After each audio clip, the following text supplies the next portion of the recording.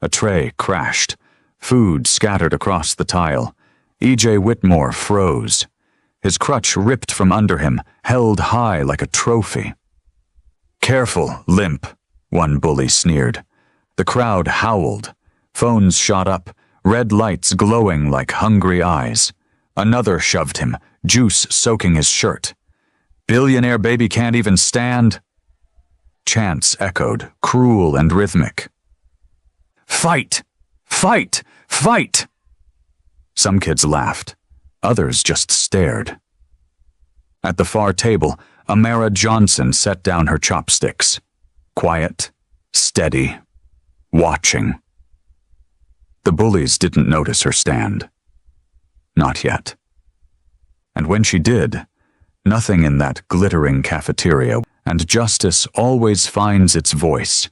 If you believe schools should protect courage, not cruelty, like this video, and lean in. Because sometimes the quietest one in the room delivers the loudest lesson. Also hit subscribe because we share more stories like this every week. E.J. Whitmore knew humiliation like a shadow that never left. At 10 years old, he had already buried more than most adults could bear. His mother, Clara, the soft-voiced woman who tucked him in with stories about constellations, was gone. Cancer had taken her one quiet night, leaving behind the echo of her last words. "The stars don't care how fast you walk, E.J. They shine for you anyway." But E.J. didn't feel like the stars shone for him.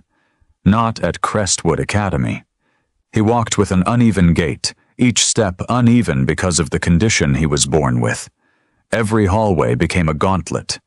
Sneakers squeaked behind him, mocking his limp. Whispered nicknames followed him like arrows. "Crippled Prince." "Billionaire baby." "Does Daddy's money carry you too?" He hated that one most, because while his father had more money than anyone could imagine, it couldn't fix the one thing E.J. wanted more than anything else. To just feel normal. Richard Whitmore, Billionaire CEO, tried to be a father, but he spoke in contracts and deadlines, not lullabies. After Clara died, his love for E.J. was hidden under meetings, flights, handshakes that mattered more than bedtime stories. He didn't mean to neglect his son, but absence leaves wounds just the same. So E.J. shrank. He ate alone. He kept his eyes on the ground. He carried his mother's words like a shield, even when his body trembled under the weight of cruelty. And across town, another child carried a different kind of grief. Amara Johnson was no stranger to being underestimated. Her father, Master Anthony Johnson, was once the pride of their neighborhood. A decorated martial artist, he believed the dojo wasn't just for kicks and punches, it was a sanctuary. In a community where kids stumbled into gangs before they stumbled into high school, Anthony lit a different path. His mantra was simple, repeated until it hummed in Amara's bones. "Never throw the first punch, never fight for ego, protect the weak." Amara was 10 when the heart attack came. One moment, her father's laughter echoed in the dojo. The next, silence swallowed it. Her mother, Yvonne, worked nights as a nurse, her back aching from double shifts. Bills piled on the kitchen counter like enemies they couldn't fight. Clothes came from thrift stores, shoes worn thin. But what Amara inherited wasn't money. It was her father's code. She trained alone in the cracked dojo, bowing to a ghost. Every stance, every form, was a conversation with the man she lost. But she didn't brag, didn't show off. She blended in at Crestwood Academy, just another charity case with a scholarship. The whispers followed her, too. She doesn't belong here. Look at those shoes. Charity girl. Yet behind her, silence was steel. Where E.J. shrank, Amara observed. Where he endured, she prepared. They were two kids from opposite worlds, one draped in wealth but starved of love, the other clothed in thrift but armored in discipline. Both invisible in their own way. both mocked for things they never chose, and fate placed them in the same cafeteria. For EJ, every day was survival. For Amara, every day was restraint. Neither asked to be tested. But life always tests the quiet ones. Because bullies always look for the weak. And what they didn't know was that neither EJ nor Amara was weak. One carried his mother's voice, like a star guiding him through darkness. The other carried her father's code like fire in her veins. They were the kind of children the world overlooks until the day it can't anymore. Crestwood Academy was polished to a shine that never dulled. The halls gleamed like glass, floors buffed until students could check their designer sneakers in their reflection. Tesla doors hissed open at drop-off. Chauffeurs carried monogrammed backpacks inside as if they were crown jewels. Rolex watches flashed beneath fluorescent lights. Everything in this place whispered power, or shouted it. For EJ, every step down those halls was an echo chamber of judgment. The limp in his walk drew stares he pretended not to see. The laughter he caught from behind wasn't jokes, it was darts. Even here, among children born into the same wealth, he was different. Not for what he had, for what he lacked. Careful, limp. Don't trip, Prince. He tried to ignore it, eyes on the floor, shoulders tight. His crutch tapped like a metronome, each beat reminding him he didn't move like everyone else. And Amara? She didn't glide down those halls in Gucci sneakers or Balenciaga hoodies. She walked with thrift store jeans and shoes her mother found at a clearance rack, their soles worn thin. She carried the same backpack she'd had since middle school, its zipper catching every time she pulled it. She ate the same lunch every day, rice and beans or leftover noodles her mother packed in Tupperware. And in a cafeteria where kids swiped cards loaded with unlimited funds for pizza, sushi, and milkshakes, her meal was a spotlight. "Smells like broke," someone sneered once. Phones recorded the laughter, but not her steady hand as she kept eating, eyes never lifting. At Crestwood, wealth wasn't just currency, it was armor. EJ had it, but didn't wear it. Amara didn't have it at all. Both walked unprotected in a kingdom built on status, and bullies feed on that. Jason Miller was the kind of king. Crestwood crowned without question. Blonde hair slicked back, family's name etched into the gymnasium wall, sneakers that cost more than some parents' monthly rent. His laugh was loud, because no one dared silence it. His crew, Connor Hale and Bryce Turner, walked behind him like shadows, each insult he spat echoing as gospel. They didn't trip over cracks in the floor because the floor itself bent for them.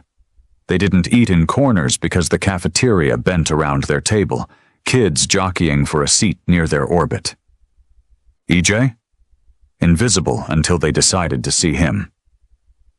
Amara? A target the second she stepped into their line of sight.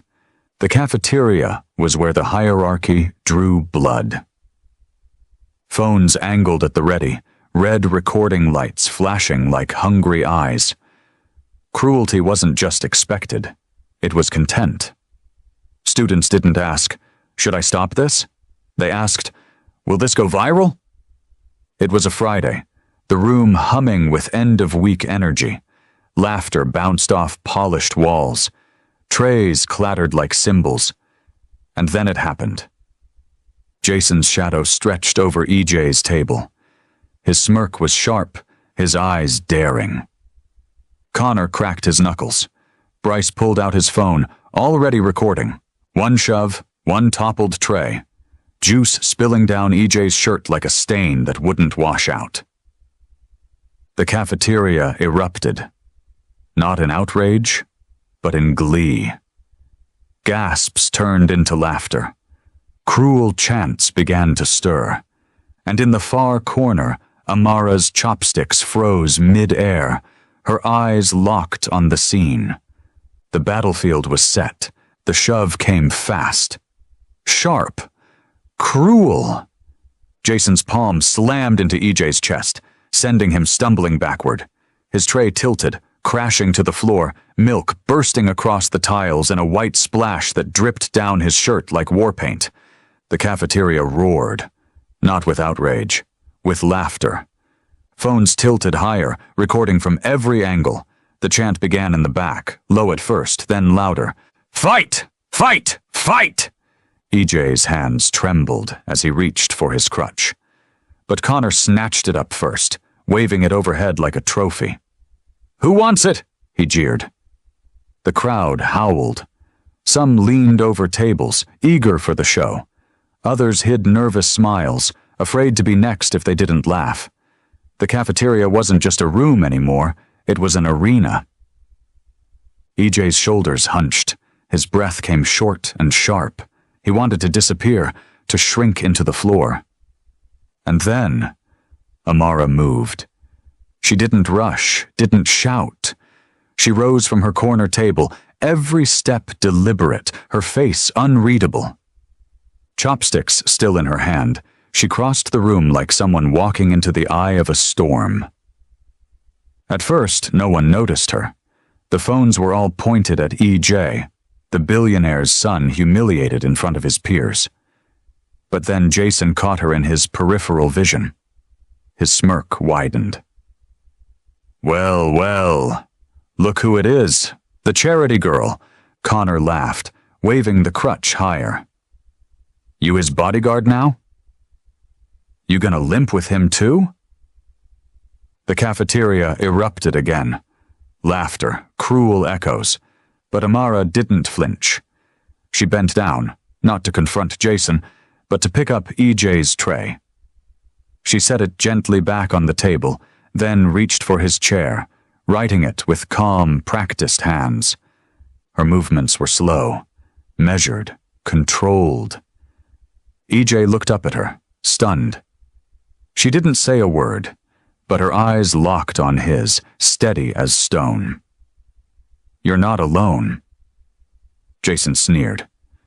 "Oh, that's cute. What is this, a pity party?" He stepped closer, close enough that his breath brushed her cheek. "Tell you what. Let's see what you've got, charity girl." He shoved EJ again, harder this time. The boy stumbled, arms flailing, but before he could fall, Amara caught him. One hand braced on his shoulder, holding him steady. The cafeteria hushed. Jason laughed, mistaking the silence for fear. "You want to fight?" he taunted. "Come on, show us something." His fist cocked back, knuckles white. Gasps rippled across the room. Phones zoomed in. EJ's chest tightened. "Amara," he whispered, panic in his voice. Jason swung. But Amara wasn't there. With one fluid sidestep, graceful as water, she let his fist cut through empty air. His momentum betrayed him, sending him stumbling forward. And with a gentle redirection, just a pivot of her hips, a touch of her hand, Jason slammed into the table with a crash that shook the cafeteria. Gasps erupted. Some screamed, others cursed. Phones shook in hands, suddenly unsteady. Connor's face twisted. Fury replaced laughter. He charged, his bulk a wall of muscle, swinging his leg in a sloppy kick aimed at EJ. But Amara was faster. Her hands moved like lightning. She caught his leg, twisted, redirected.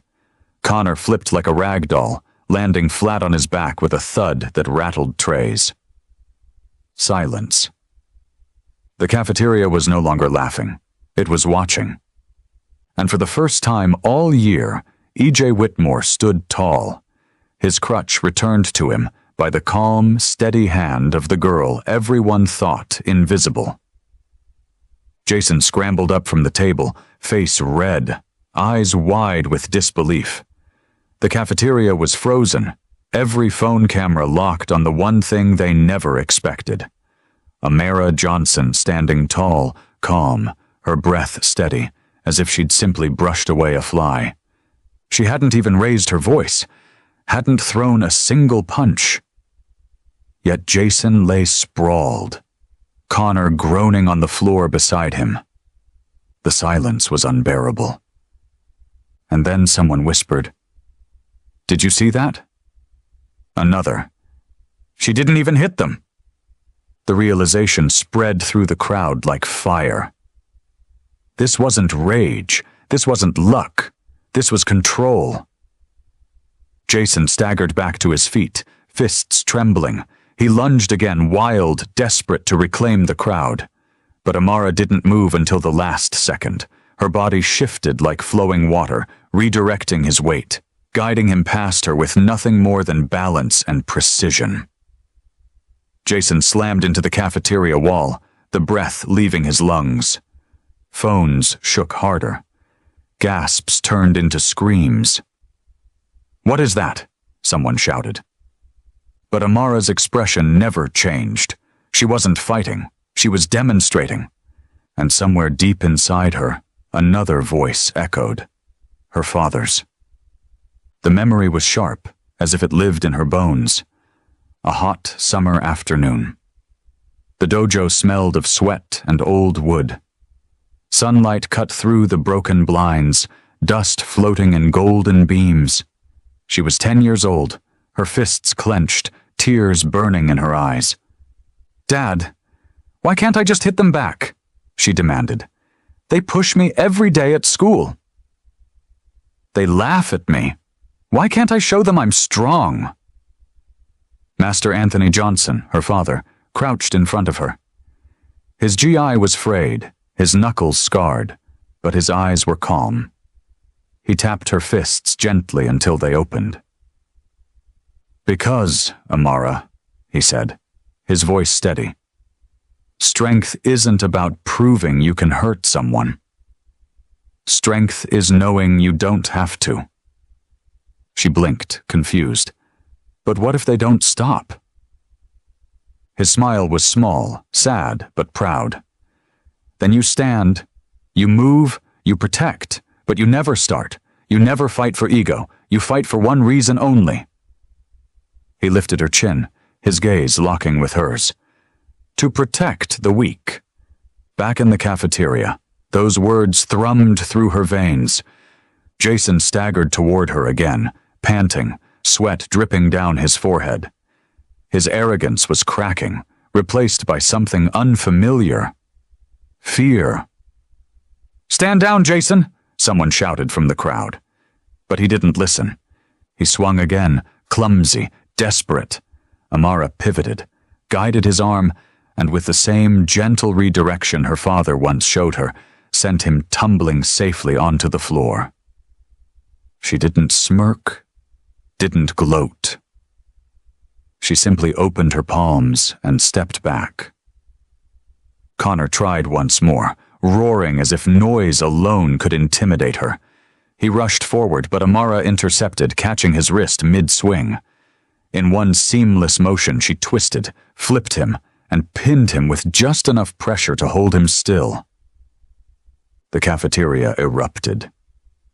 But this time, it wasn't laughter. It was awe. Phones zoomed closer. Whispers shot across the room. "She's trained." "No, that's martial arts. Real martial arts. Who even is she?" Amara stood over Jason and Connor, her breathing steady, her eyes calm. To anyone else, it looked like magic. To her, it was just discipline. She bent down, picked up EJ's crutch, and placed it gently back in his hands. "Stand tall," she whispered. And for the first time, EJ did. His shoulders straightened, his eyes lifted. He wasn't just surviving anymore. He was standing. The cafeteria wasn't watching a fight anymore. They were witnessing a legacy. The cafeteria hadn't even caught its breath when the doors burst open. Vice Principal Sinclair stormed in, heels like gavel strikes against the tile. Her sharp eyes locked immediately on Amara. Not Jason slumped against a table. Not Connor still sprawled on the floor. Amara. "You too," she barked. finger stabbing the air like a verdict. Suspended! Effective immediately. The cafeteria gasped. Phones swung toward her. What? That's not fair! They didn't start it. But Mrs. Sinclair didn't flinch. I saw enough. Violence is unacceptable, no matter the excuse. Jason smirked weakly from the floor, wiping juice off his shirt. For a second, he thought he'd gotten away with it. Until Jasmine stepped forward. She was a junior, her phone still raised high. Her voice shook but carried across the room. No, ma'am. You didn't see enough, because I recorded everything. Gasps shot across the crowd. All eyes swung to the glowing screen in her hand. Jason's smirk cracked.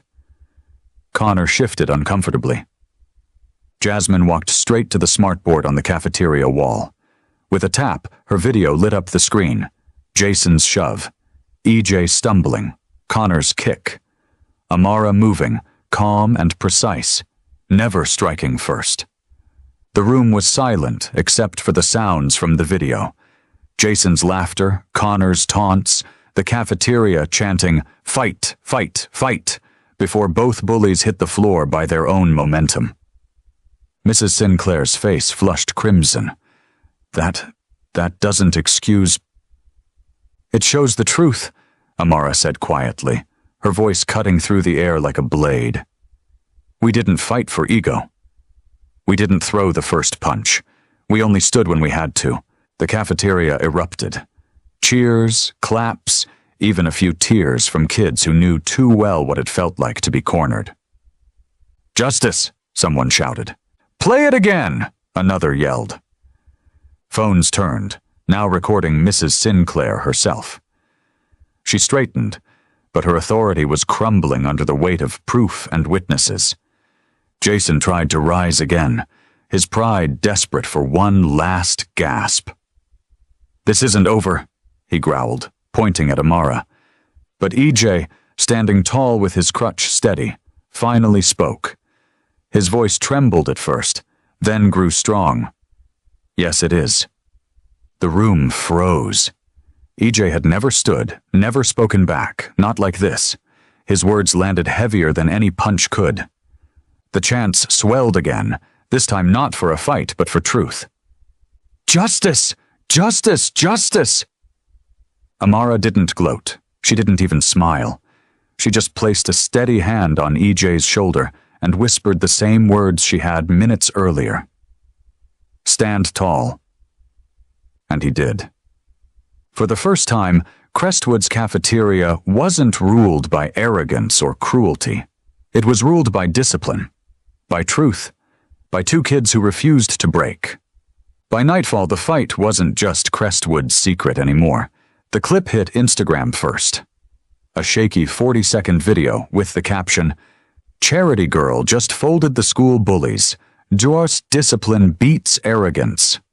Within an hour, TikTok had turned it into edits, slow motion of Jason's fist slicing air, dramatic music swelling as Amara pivoted and sent him crashing into the table. Comments flooded in. Bro, she's a weapon. Notice how she never swung first. That's discipline. Girl just humbled Crestwood's golden boys in 10 seconds flat. By midnight, it had spilled onto Twitter. Hashtags shot up trending lists, #, stand tall. Hashtag Amara Johnson, #, discipline over arrogance. Even local news anchors couldn't ignore it. The 6 o'clock segment replayed the cafeteria footage side by side with an old photo unearthed by someone online. A younger Amara bowing in a cracked dojo, her father, Master Anthony Johnson, standing tall behind her. Tonight, the anchor announced, a scholarship student defended a classmate against bullies at Crestwood Academy. But the world is now learning she's not just any student.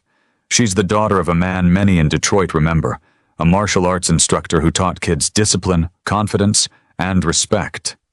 That legacy lives on in her. The camera cut back to the clip. Amara returning EJ's crutch, whispering, "Stand tall."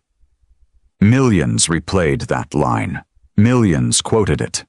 For kids who'd been mocked, for parents who'd prayed their children would find courage, it was more than just a cafeteria fight. It was a lesson. But the biggest shift wasn't online. It was in a penthouse suite overlooking the city skyline. Richard Whitmore stared at a phone he usually treated like a weapon. He was halfway through a merger email when the notification slid across the screen. "Billionaire's son targeted by bullies. Watch who stands up for him." He almost ignored it. Then he saw the freeze frame, EJ's crutch in the air like a trophy. Play. The cafeteria poured out of the screen, the shove, the tray, the chant. He saw the way EJ's shoulders curled in, a posture Richard recognized and hated because he'd seen it for months, and told himself it would pass. Then a girl stepped into frame. Calm. The room moved like a tide around her and somehow stilled. Richard leaned forward without realizing, thumb hovering over the screen. She didn't swing. She redirected. The boys toppled over their own momentum while she kept EJ on his feet. When she placed the crutch back in his hand, Richard heard a voice he hadn't remembered in years. "Clara. The stars don't care how fast you walk, EJ. They shine for you anyway. Play again. Slower."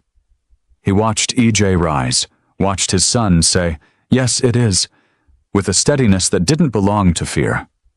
The room in the video roared. The one in the penthouse went silent. He searched the comments, the captions, the tags. A name surfaced over and over, Amara Johnson. Another photo surfaced, a cracked floor dojo, a man in a worn GR smiling beside a much younger Amara, Master Anthony Johnson, obituary links, community posts, words like discipline, respect, protect the weak. Richard set the phone down face up on the table and, for once, didn't reach for the next email. He reached for memory. The missed recitals, the rescheduled therapy appointments, the nights he told himself he was providing while EJ learned to be small. He picked the phone back up and typed, then deleted, then typed again. He remembered the night EJ asked why stars shine brighter than he ever could, and Richard hadn't known what to say. To EJ, "Proud of you. I'm here. On my way." He hit send, then another text, this time to his assistant. "Cancel the 3 p.m., reschedule the board. I'm going to Crestwood." The driver met him at the curb. The car cut through late-day traffic. Richard watched the clip a third time with the sound off. Without audio, what remained was posture. A girl who chose control over spectacle. A boy who chose to stand. At a red light, he opened a blank note and wrote a single line. "Ask, don't assume." Then beneath it, "Support what already exists." He didn't plan a press conference or a donation with his name in stone. He planned to listen. To EJ first, then to the girl who had given his son a moment no fortune could buy. When the car stopped outside the school, Richard tucked the phone away. For once, he didn't lead with power. He led with presence. The next morning, Crestwood Academy's cafeteria wasn't a lunchroom. It was a courtroom, a reckoning. Jason Miller and Connor Hale shuffled in with shoulders hunched, their swagger gone. Their parents trailed behind them, polished in pearls and suits, their faces pale with the kind of humiliation money couldn't hide. Phones shot up instantly. Every student knew history was about to unfold. At the front stood Principal Harrington, stiff in his pressed suit, papers trembling in his hand. He cleared his throat. "Yesterday's incident has received widespread attention." The understatement drew a ripple of laughter. Even teachers hiding in the back couldn't suppress smirks. "Video evidence," Harrington continued, "has made the truth clear. The altercation was not initiated by Amara Johnson or Elijah Whitmore. They acted in defense, with restraint. The words landed heavy. A wave of claps broke out, quickly swelling into thunder. Jason's face flushed red.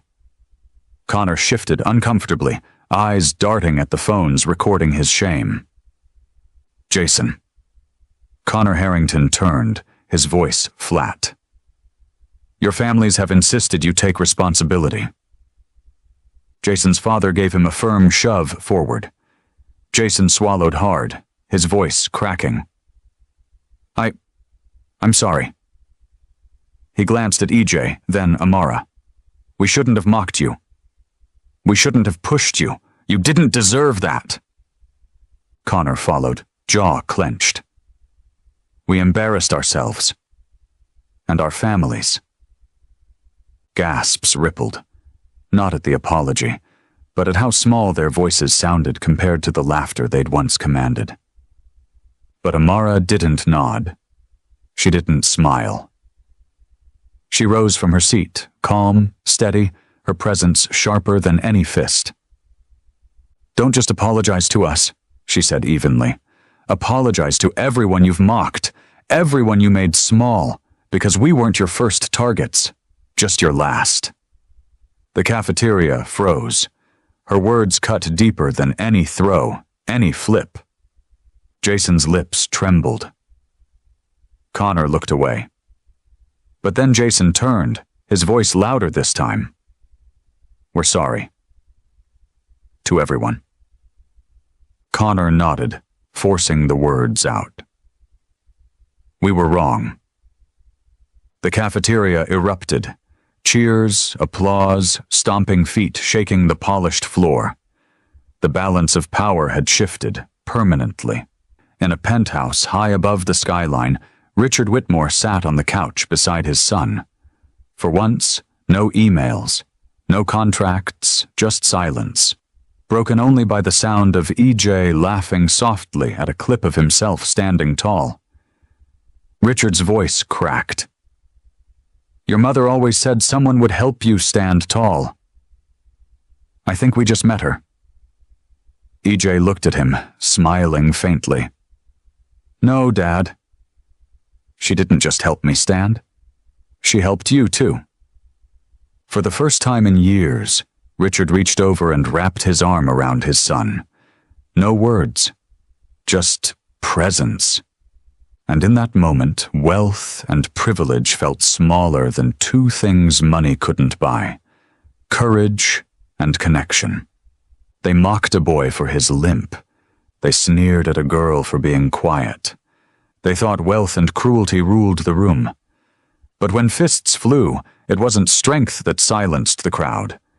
It was discipline. Amara Johnson didn't need designer clothes, money, or loud words. She carried her father's code, and gave EJ back his voice. Together, they showed Crestwood Academy that courage doesn't always roar.